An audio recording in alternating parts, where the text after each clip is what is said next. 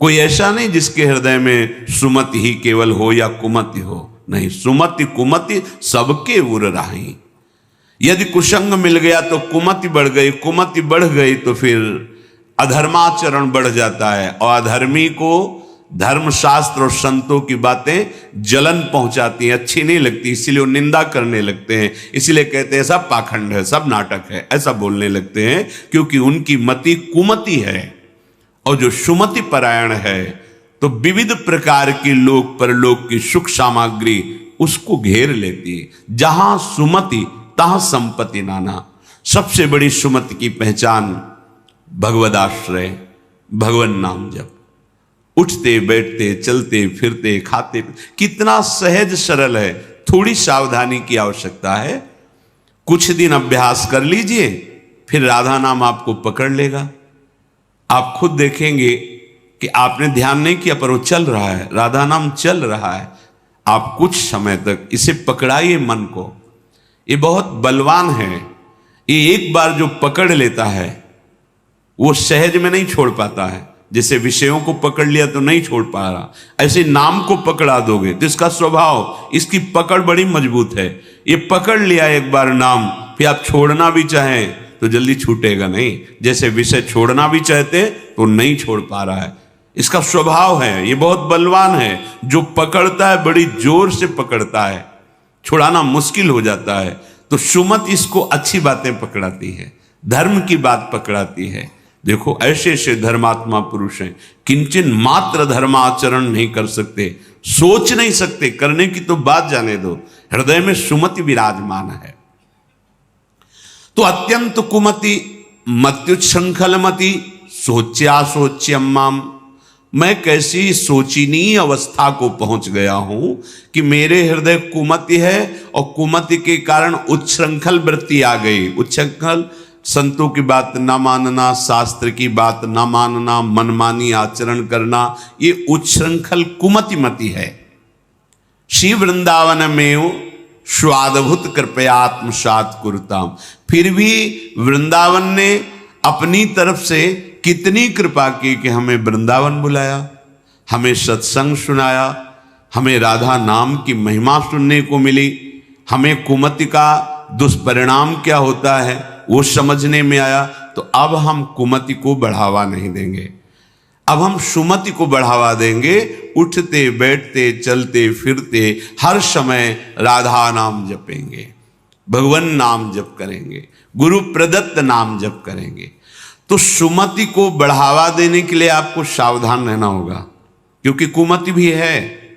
अगर कुमति को आहार मिला, कुसंग मिला, तो सुमति को दबा के बढ़ जाएगी, और अगर सुमति को आहार सत्संग मिला तो कुमति को दबा के बढ़ जाएगी।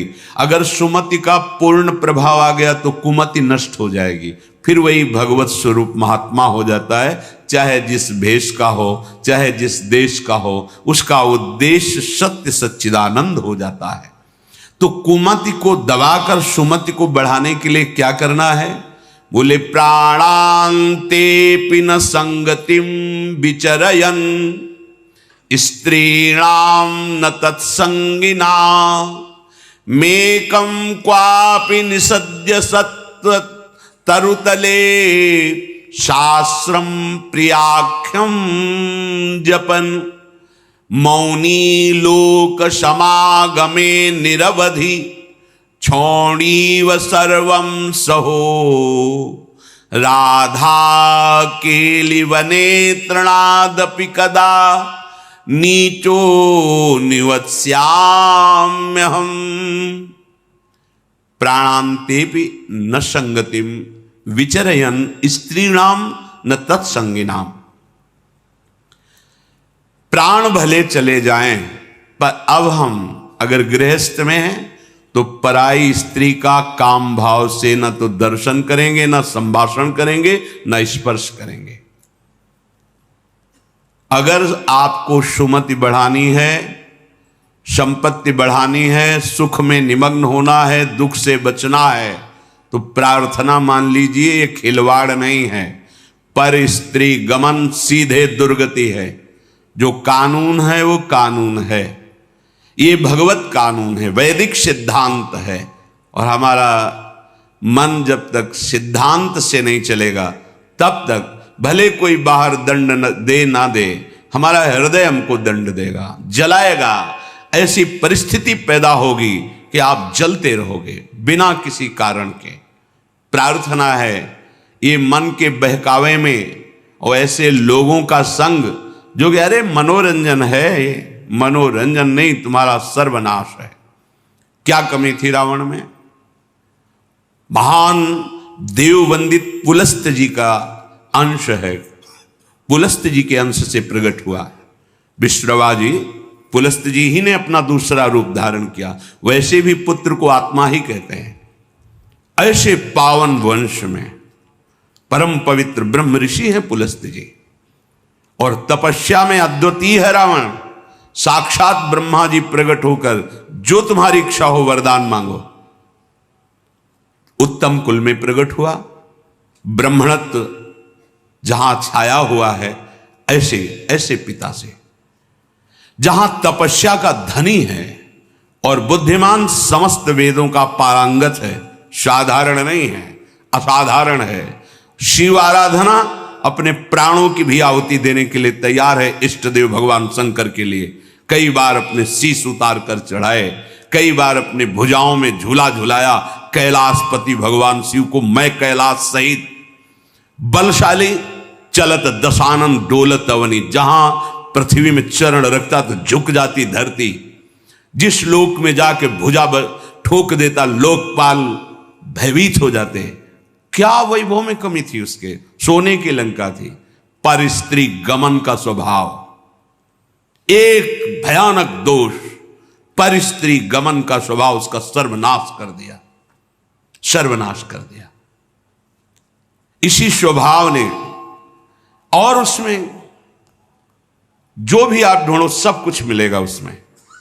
बहुत ही प्रवीण, बहुत ही बलशाली, प्रताप सब कुछ अंदर था। एकमात्र दोष, आग लग गई पूरे वैभव में, पूरी उसकी पवित्रता में। और बंदर पैरों से खोपड़ी ऐसे जैसे फुटबॉल ऐसे मारते थे।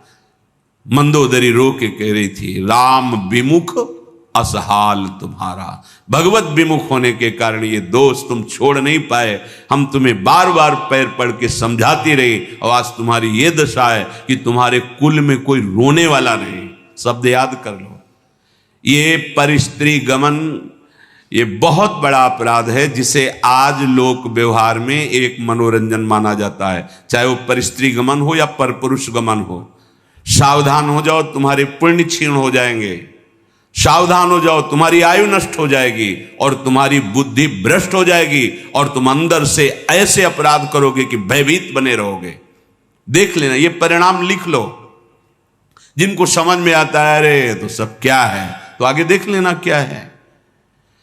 अगर कुमति को दबाकर सुमति को बढ़ाना है तो नियम ले लो, चाहे प्राण निकल जाए, पर पराई जिसका हम पाणी ग्रहण किए हैं उसके सिवा किसी और स्त्री के साथ काम संबंध नहीं। अगर ये नियम निर्वाह कर ले गए तो बहुत कुछ जीत जाओगे, क्योंकि सबसे बड़ा शत्रु यही काम है। ये बड़े बड़े ज्ञानियों का भी वैरी है, फिर साधारण पुरुषों की तो बात जाने दो।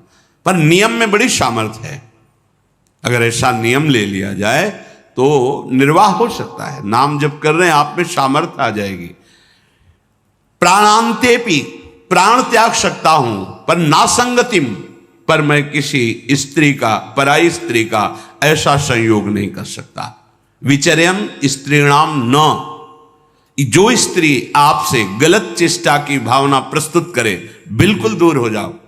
वो भगवान की माया से मोहित होकर आपको भ्रष्ट करना चाहती है। या जो पुरुष आपको ऐसा, तो आप कभी ये ना सोच ले कि बहुत सुंदर है, हमें सुख मिलेगा।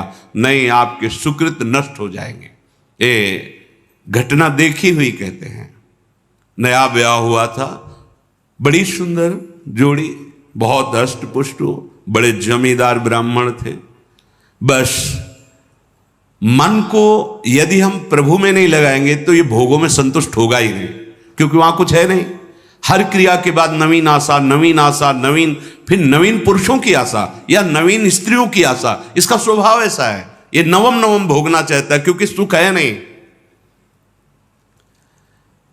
वहां एक उन्होंने नौकर रख लिया, और वो भी पूर्व का, उनके यहां का, जो लड़की पक्ष का था, वहां से मंगा के, शायद उसने शर्त रखी होगी कि वहां से रख लो, अब जैसा भी हो। अब वो वहां रहने लगा। अब उससे एक पुत्री प्रकट हुई, ना मां की आकृति ना पिता की आकृति। तो पिता को लगा कि, तो उसने पूछा कि आप नाराज मत हो ना, पर मुझे लगता है कि क्या आपका आचरण गलत है क्या? नहीं, ऐसा कुछ नहीं। पर वो प्रवीणता अपनी बुद्धि से समझ गई कि हमें लगता है ये हमें इस बात में दंड देंगे, जान। चाय में जहर मिला करके उसको दे दिया पति को। अब वो पधार गया तो उनके जो पिता थे, वो पक्का प्रमाण हो गया कि इसी ने दिया है। उसने अपनी सारी संपत्ति आवेश में, क्रोधावेश में, एक क्षत्रिय बलवान जो परिवार था उसके नाम कर दी। ऐसी दुष्टा को बिल्कुल हम अपनी, चाहे भीख मांग के खा लें, अपनी जमींदारी नहीं देंगे। इधर ये हुआ, उधर वो पकड़ गई पुलिस से, बात उसने स्वीकार की, उसको जेल हुआ। बच्चे भीख मांगने लायक, जो छोटे छोटे, पूरा परिवार नष्ट। पति जहर से नष्ट हुआ, वो जेल में, बच्चे ऐसे, पूरी जमींदारी दूसरे, सर्वनाश। कभी कहीं किसी का मंगल नहीं हो सकता। अगर आपको अभी मौज मस्ती लग रही हो ना, ये तो सुनने को आ रहा है, हमारा तो कुछ नहीं, पुण्य चल रहा है, पुण्य छीण होने दो, जल्दी पुण्य छीण होने दो, फिर तुम देखना जब तुम्हारा हिसाब आएगा तब तुम्हें समझ में आएगा कि शास्त्र में जो लिखा है वो सत्य लिखा है। सब अनुभव करके देख लो।